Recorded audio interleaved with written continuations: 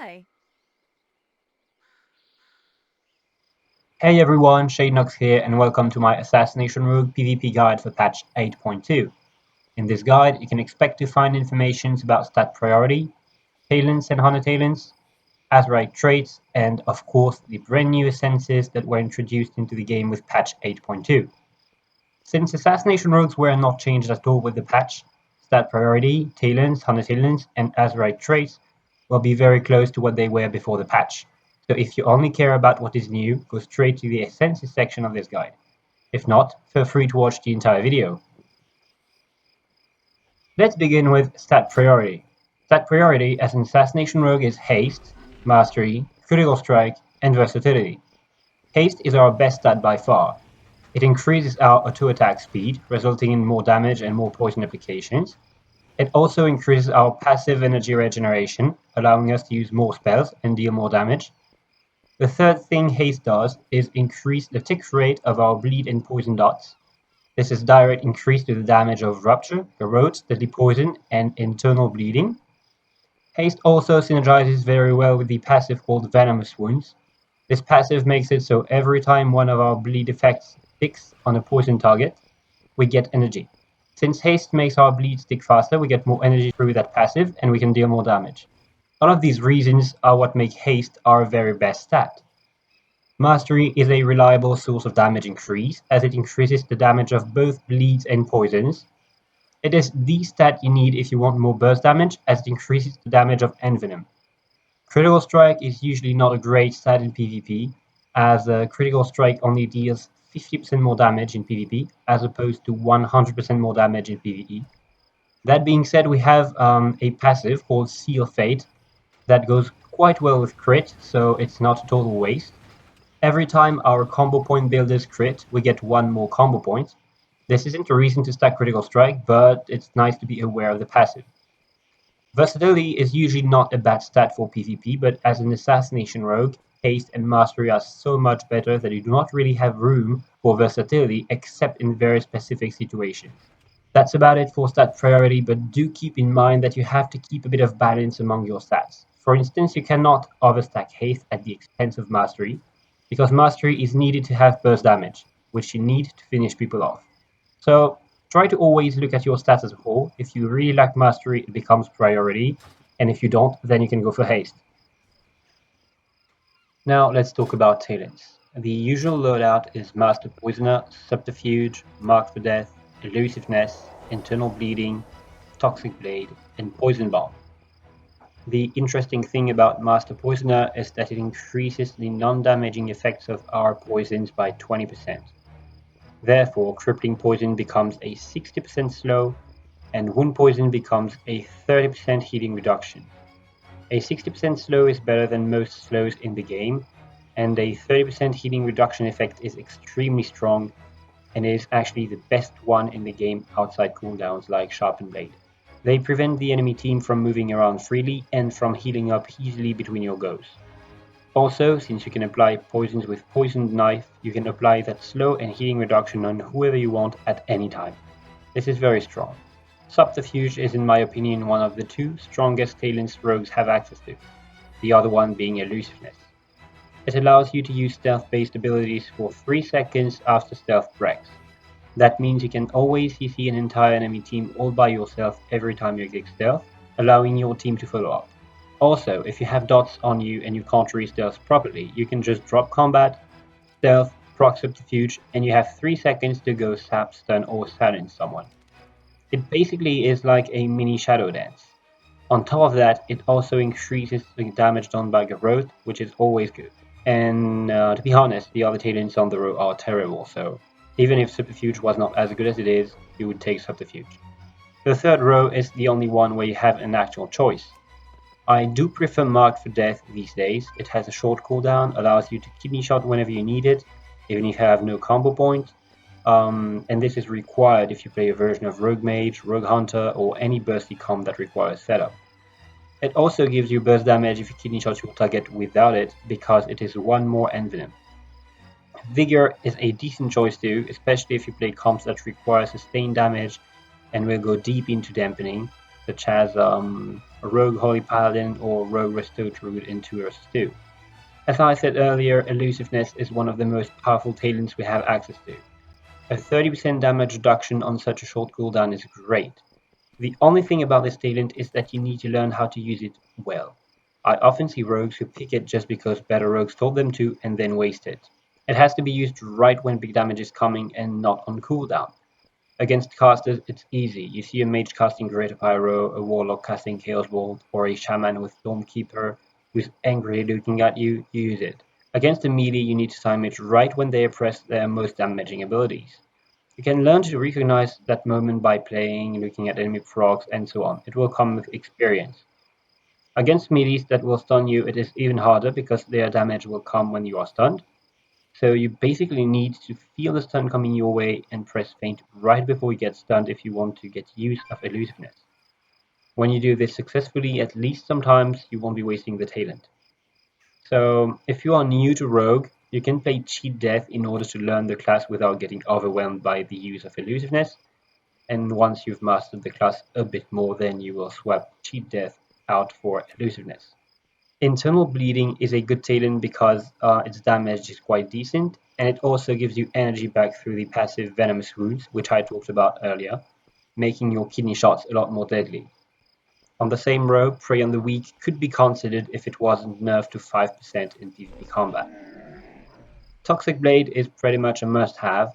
It does decent damage, has a short cooldown, and increases all nature damage you do by 20% for 9 seconds. This includes Envenom, so that allows you to have a very dangerous burst.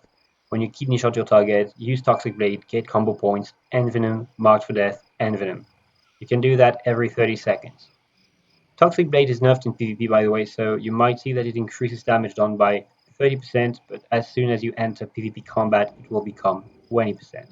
The last row is kind of a joke, as it is meant for AoE, and we do not really want to do that in PvP. So Poison Bomb is the only option because even though it is an AoE-oriented ability, it is also a small, uncontrollable damage increase to your finishes, Rupture and Envenom, and it does not break CC such as Sap, Blind, Polymorph, and Freezing Trap, so this is your best pick on this row. Let's move on with Honor Talents. The first thing is the Trinket. As a rogue, you are most vulnerable when you are stunned, so if you're not a human, you always pick Gladiator's Medallion, unless you are playing against something without any stun, such as Discipline Priest Mage in 2 vs 2. But these teams are very rare, so you can consider that if you're not a human, you always play the Trinket. If you're a human, you can almost always pick Relentless to reduce CC duration on you while still having a stun breaker with your racial. But sometimes you might still want to pick a Trinket to be able to break out of a Death Coil to survive, or to break out of a Cyclone to land a kill. The Honor talents that I almost always use are Smoke Bomb, System Shock, and Maneuverability. Smoke Bomb is amazing both to score kills or defend yourself and your team if needed. System Shock is a decent damage increase to your Envenom, and the slow can sometimes be useful to pin down the target. And Maneuverability is here because as Assassination we have only one Shadow Step, and we often need the extra mobility.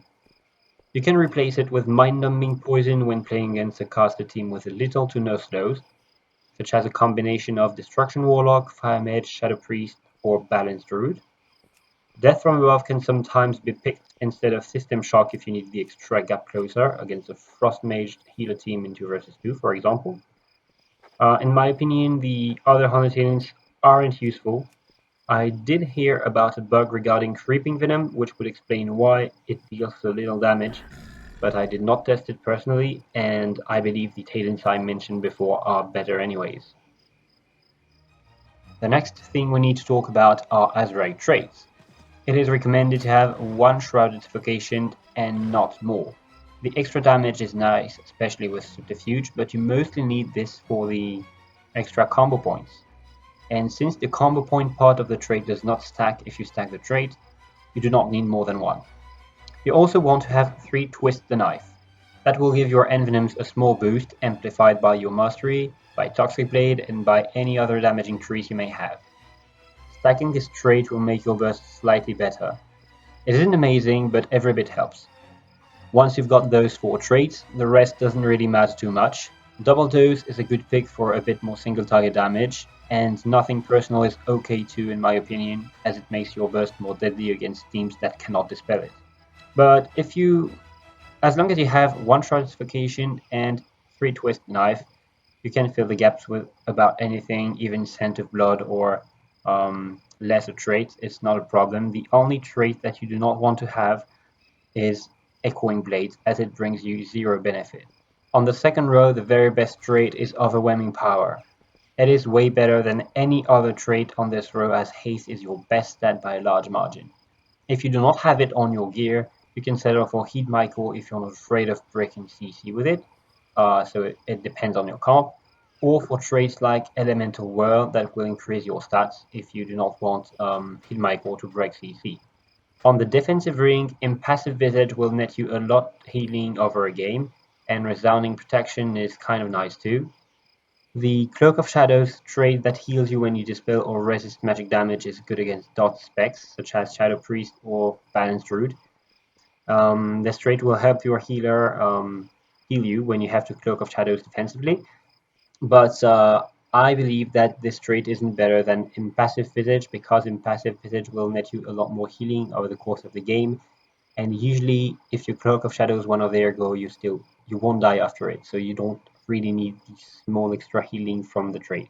Lying in Wait is an excellent trait to play double DPS comps such as Rogue Mage, because you will heal every time you go away. So if you have to move and cannot heal, or if you do not play with a mage, like you play Rogue Shadow Priest or Rogue Hunter, this trait will keep you healthy while you are kiting.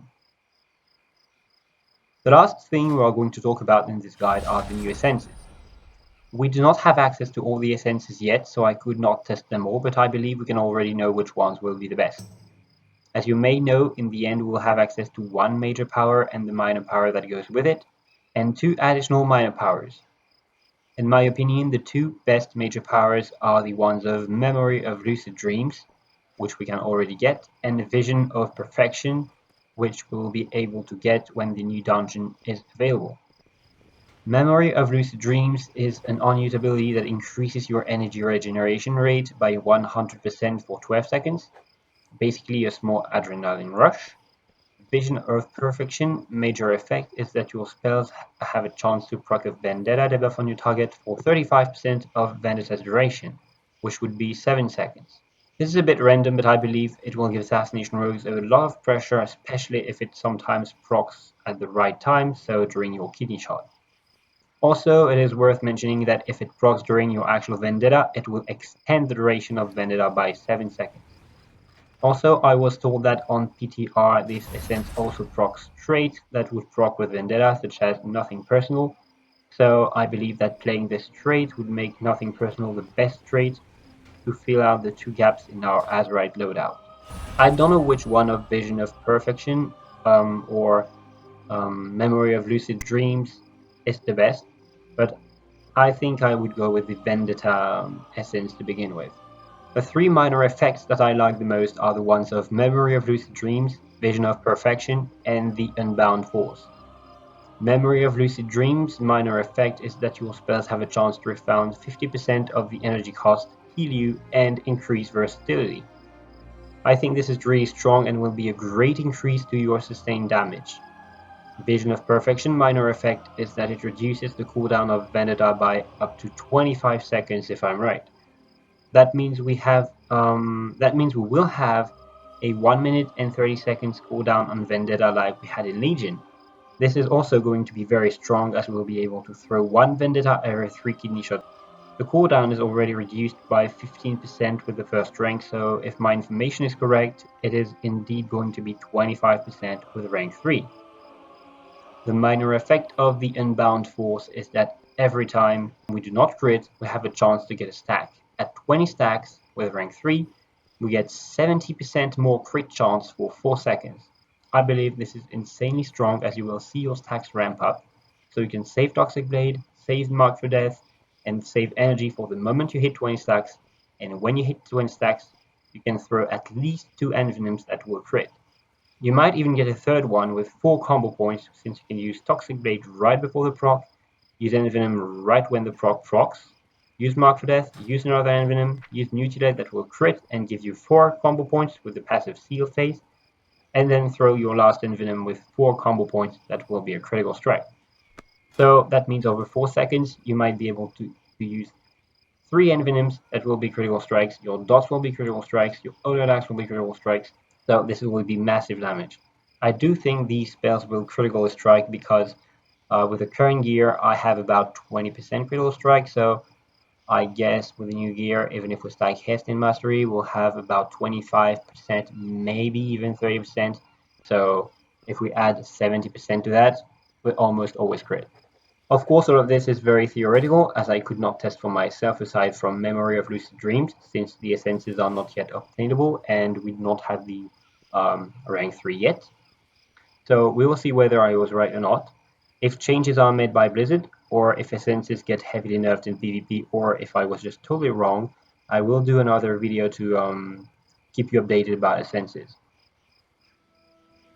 So that's it for this guide. I will keep uploading arena games throughout Season 3, and hopefully this season will be more fun than the last one, so we'll be able to play more and play more diverse comps. If you want to see arena games of Rogue Mage, Rogue Healer, and even a couple of threes of the last 2 seasons, or if you will want to see arena games from the Rogue's point of view in the next season, be sure to check out my channel, as I will be uploading as many games as I can. Anyways, thanks a lot for watching, and I wish you all a lot of success in Season 3. Goodbye.